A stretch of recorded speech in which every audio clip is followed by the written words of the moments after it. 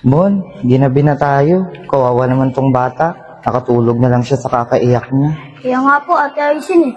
Iuutang ko na lang muna siya kay Barbie ng gatas para pag nagising siya, sigurado, dede to. Tara na. Tara po.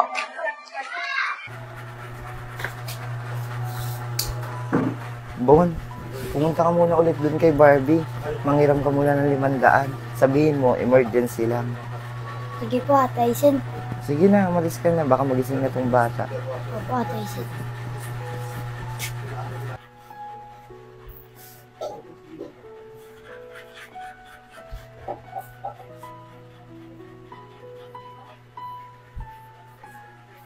Ate Aisin, sabi daw po ni Ate Barbie, bukas daw po ibalik. Para daw po may pamalengke siya bukas. Sige, ikaw na lang muna yung magbantay dito sa baby. Alis lang muna ako, bibili ako ng dede niya sa kagatas. Bibili na rin ako ng pagkain natin. Mabilis lang ako. Sige po.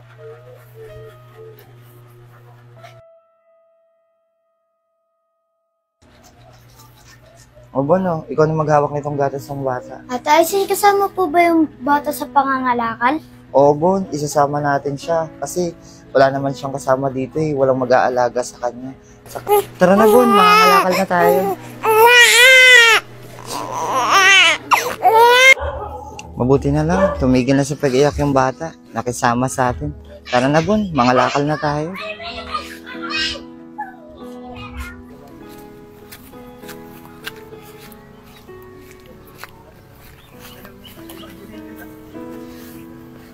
Nay, Tay, kamusta na po kayo dyan?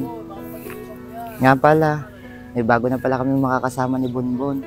Kasi may napulot kaming bata sa tulay.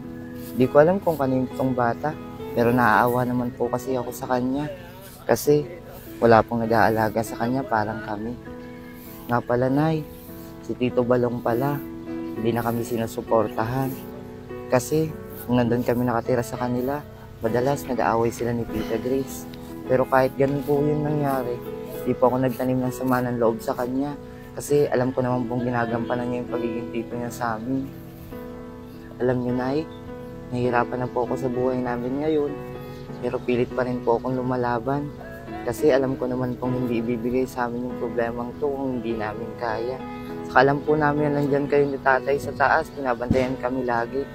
Sana po, huwag kayong magsawang gabayan kami para malagpasan namin yung mga problemang dinaranas namin.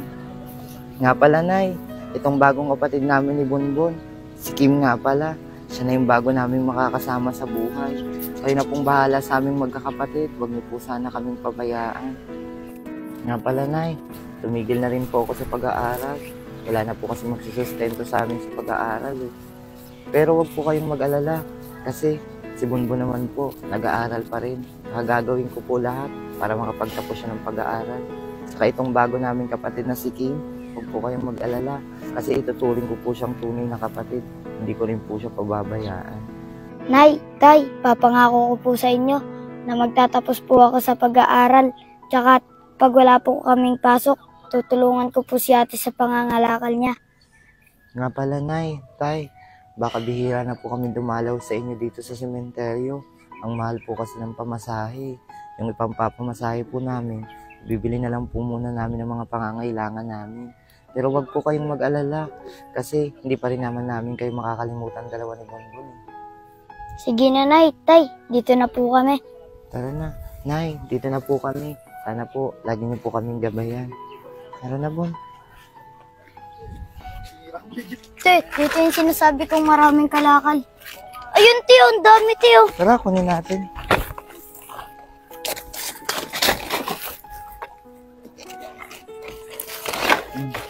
Dito po.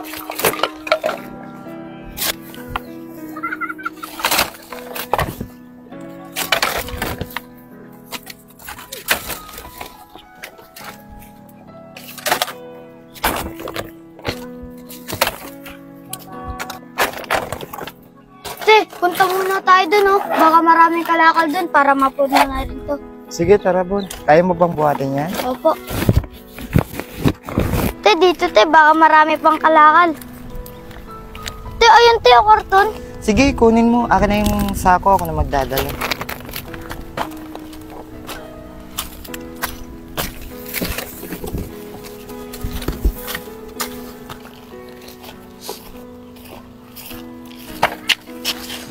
Bon, konti pa to. Punuin na lang natin to para marami tayong mabenta. Lakad-lakad pa tayo dun. Tara po.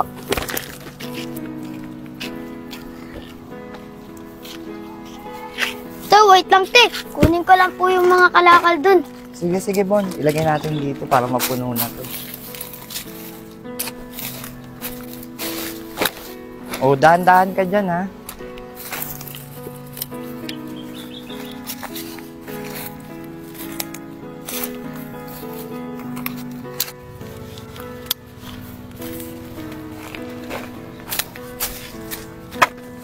Te, konti na lang. Mapupuno na natin yung sako. Tara, lakad-lakad pa tayo dun.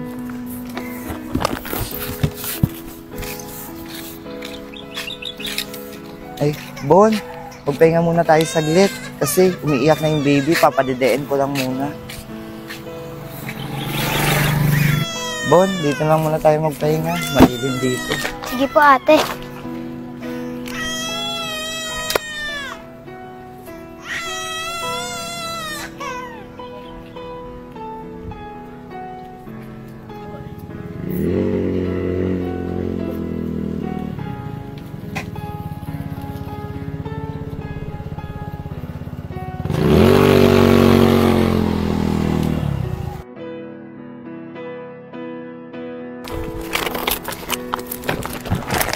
Tara, Bon. Bilisan na natin. Umiiyak na tong bata. Wala na rin palang gatas yung bata. Bilisan natin, Bon. Para mabenta na natin tong kalakal. Mabilihan ko na tong gatas yung bata.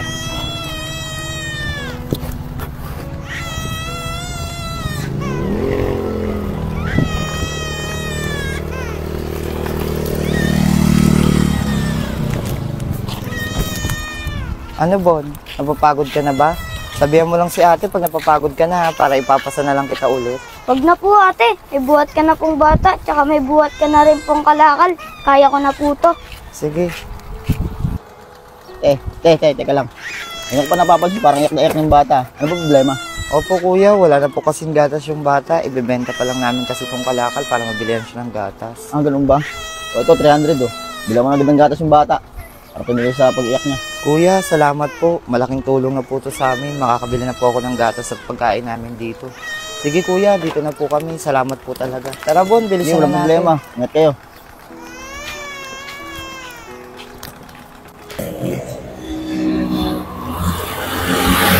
Bon, maghanap muna tayo ng tindahan, ha? Kasi bibili muna natin ng gatas ng bata. Malaki naman yung kinita natin ngayon. Saka may pera pa naman tayo. Nabigyan ng lalaki.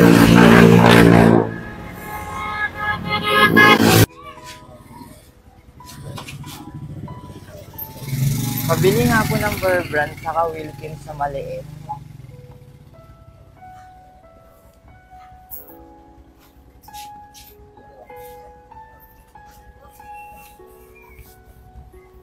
Tara ba? Uwi na tayo para matimblahan ko na rin ito ng gatas yung bata.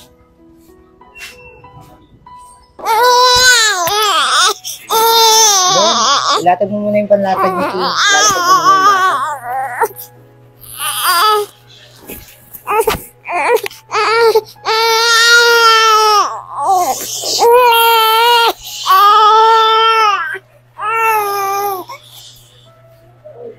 Kim! Huwag ka nang umiyak. Bon, bantayan mo muna, sige. Titimpla muna ako ng gatas. Sige po ate Aizen. Ako na pong bahala dito. Sige na, Bon. Ako na dyan. Kim! Dede na, Kim! Bantay ka na.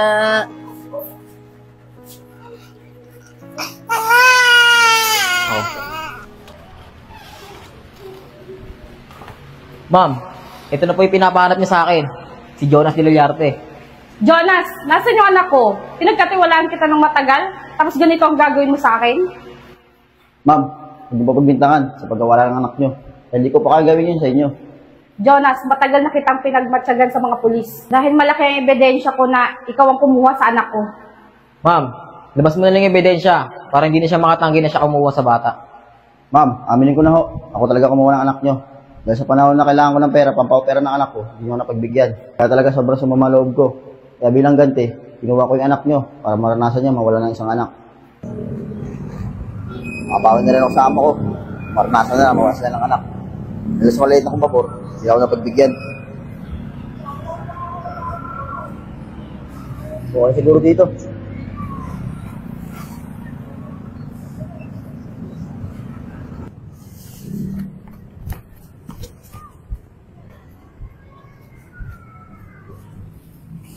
Ayan.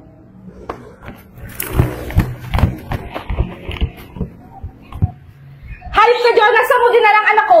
Halos 7 taon na akong namulila sa anak ko. Ma'am, huwag kayo mag-alala. Buhay pa po ang anak nyo. Dahil pagkatapos siyang iwan sa ilalim ng tulay, nantay ko muna na may makakuha sa kanya. Jonas, ituro mo sa amin kung saan makikita ang anak ko. Ma'am, pasensya na ho. Kung may ituro sa inyo. Dahil hindi ko alam kung saan sila nakatira. Pero madalas ko sila nakikita sa tulay na pinag-iwanan ko sa kanya dahil dito sila nangangalakal. Jonas, sana bukas samahan mo kami sa tulay na sinasabi mo para makasama ko ng anak ko. Okay, ma'am. Samahan ko kayo bukas. Paano ma'am? Sa ngayon, sasama ko muna siya sa presinto para maimbestigahan siya at sa mga konting katanungan. Tsaka nga pala, magsasama ko ng mga pulis bukas para makatulong sa paghahanap ng anak niyo. Sir, salamat po dahil sa inyo. Nalaman ko kung sino kumuha sa anak ko. Wala po yun ma'am, dahil trabaho po namin yan. Paano ba yan ma'am? Dito na po kami. Tara na.